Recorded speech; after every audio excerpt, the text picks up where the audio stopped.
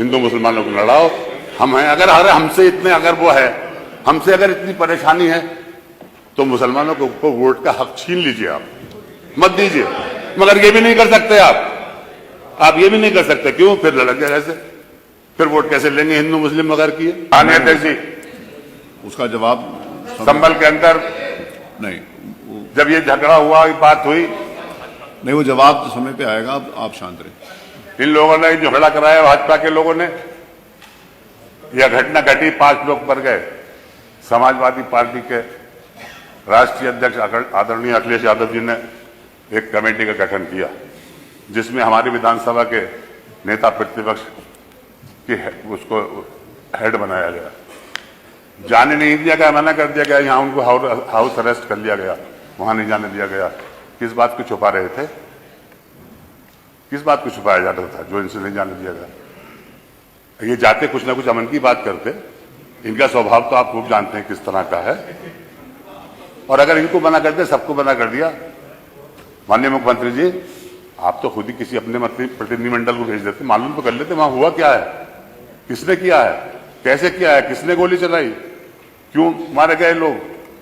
इस तरफ को न देखकर ये हुआ। मैं आज फिर आपसे ये कहता हूं, आज भी आप ऐलान करिए इस विधानसभा के अंदर, और यहाँ की कमेटी बनाइए, विधानसभा के सदस्यों की 10 कमेटी के बनाइए, 7 अपने तरफ के रखिए, 3 हमारे रखिए, दूध का दूध पानी का पानी हो जाएगा।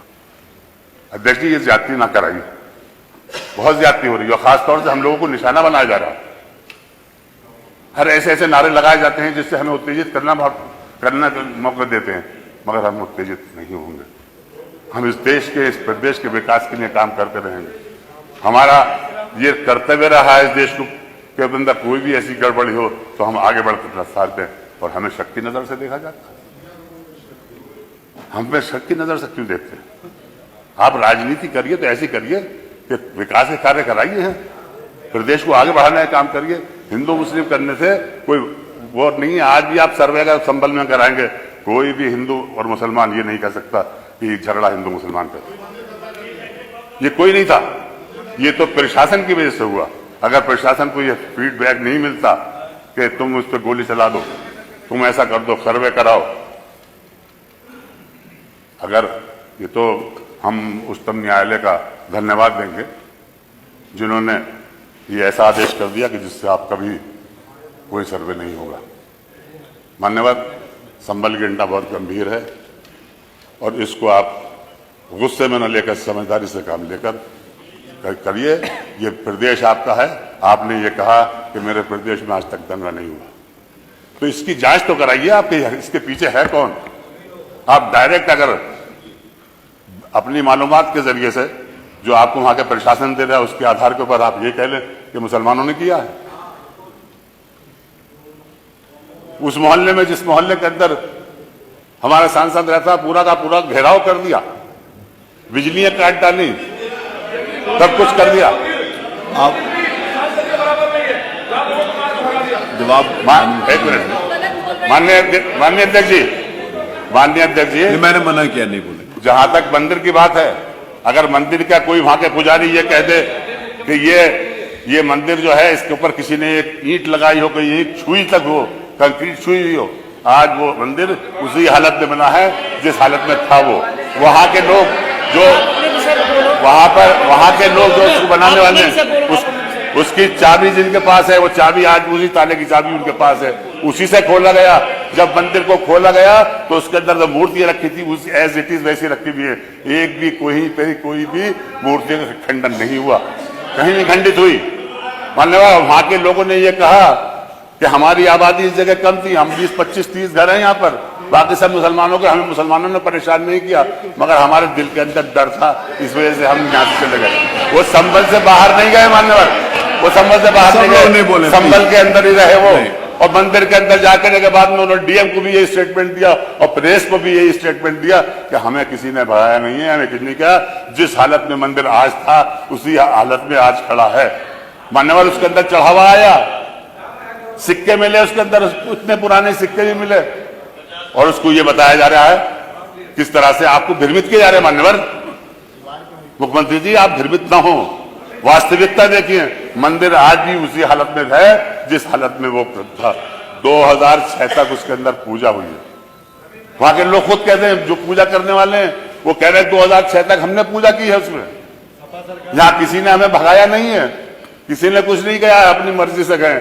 हमने अपने मकान बेच दिए हैं, यहाँ के घबराहट रहती थी दिल के अंदर, इसमें बेच दिए।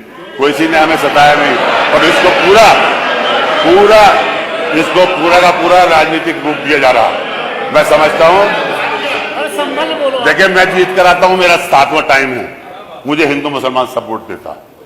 मैं एकता का प्रचार करता हूं, मैं एक रखता हूं, और उस एकता का नतीजा है कि 1991 से मैं आ रहा हूं और आज तक संभल में कोई झगड़ा नहीं। इस परंपरा को बनाए रखे मुख्यमंत्री जी, इसको बिगाड़े ना। आप अपनी सियासत के चक्कर में मुसलमानों को दूर कर रहे हैं। राजनीति के अंदर सबका हिस्सा होता है। आप चाहते हैं कि हम खुदर की को छीन लें, जहां 65% मुसलमानों की आबादी, वहां बीजेपी का जीत जाए। जहां के डीएम, जहां के डीएसओ, जहां का कमिश्नर, जहां का डीआईजी, अरे भाई शांत हो जाए, सबके सब लगकर मुसलमानों को वोट डालने नहीं दिया। गलत बात, छीन ली उनसे वोट की ताकत। उनके चेयरमैन जो वहां के थे, प्रधान जो थे, उनके घरों पर पुलिस लगा दी गई। इस तरह के आए, ये नतीजे सामने ना आए, ये बातें सामने ना आए, इसलिए ये झगड़ा कराया गया संभल के अंदर, जानबूझकर कराया गया भाजपा की सरकार ने।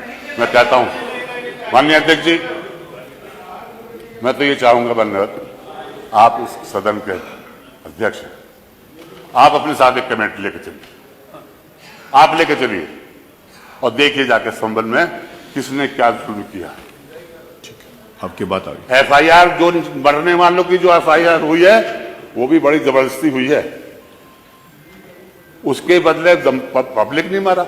अब बताइए कि हमारी मस्जिद, हमारे खिलाफ कार्रवाई, हमारे ही मर रहे हैं, हमारी मस्जिद हम ही मर रहे हैं, हमारे खिलाफ है, हमारे घरों के अंदर तोड़फोड़ हो रही है। ये तो ये चाह रहे हैं 2700 लोगों को नामजद किया गया, 2700 लोगों के खिलाफ एफआईआर, एकदम बुरा हाल। नहीं भाई प्लीज, आपका अभी वो प्रदेश जवाब में है, आप इस प्रदेश के मुखिया हैं, आपका फर्ज बन जाता है कि आप अपने प्रदेश के अंदर अमन शांति बनाए रखें। यहाँ कोई हिंदू मुस्लिम बात न हो, यह आपका फर्ज बनता है। इस फर्ज को निभाइए। मान्यवर, आप मुख्यमंत्री ही नहीं, आप किसी पीठ के पीठेश्वर भी हैं। किसी भी जाति, किसी भी समुदाय, किसी भी धर्म के अंदर आपस में लड़ाने की बात कभी नहीं की गई, मेल जोल रखा गया। अरे हमने तो ये देखा मान्यवर, जवाब नहीं प्लीज, माननीय अध्यक्ष जी, नहीं, हमने तो ये देखा कि हमारे इस आप गुजर साहब वहां से वहां पहुंच गए, अच्छी बात। माननीय अध्यक्ष जी, नंद किशोर जी नहीं, हमने तो ये देखा 96 में नहीं, माननीय कल्याण सिंह जी की सरकार थी। 1996 में माननीय कल्याण सिंह जी की सरकार थी।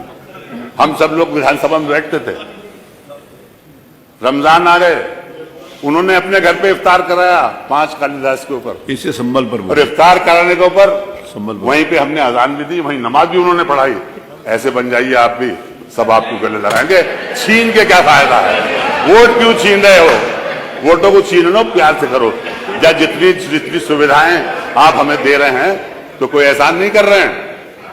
ये संविधान में लिखा हुआ, ये संविधान में लिखा हुआ है। संविधान के अनुसार चलेंगे तो हम आपका सहयोग करें, मगर आप संविधान को भूल रहे हैं। इस द्वेष की नहीं, आप नहीं अलाउड कि आपको अच्छी बात नहीं है, प्लीज बैठिए प्लीज। आप जो हैं नहीं, मंत्री नहीं, आप किसी पीठ के पीठेश्वर हैं। उस फर्ज को भी अंजाम दीजिए। हिंदू मुसलमानों को लड़ाओ, हम हैं। अगर हमसे इतने, अगर वो है, हमसे अगर इतनी परेशानी है तो मुसलमानों को वोट का हक छीन लीजिए, आप मत दीजिए। मगर ये भी नहीं कर सकते आप ये भी नहीं कर सकते। क्यों? फिर लड़क गए ऐसे, फिर वोट कैसे लेंगे हिंदू मुस्लिम मगर किए? इसलिए आप ये काम करें।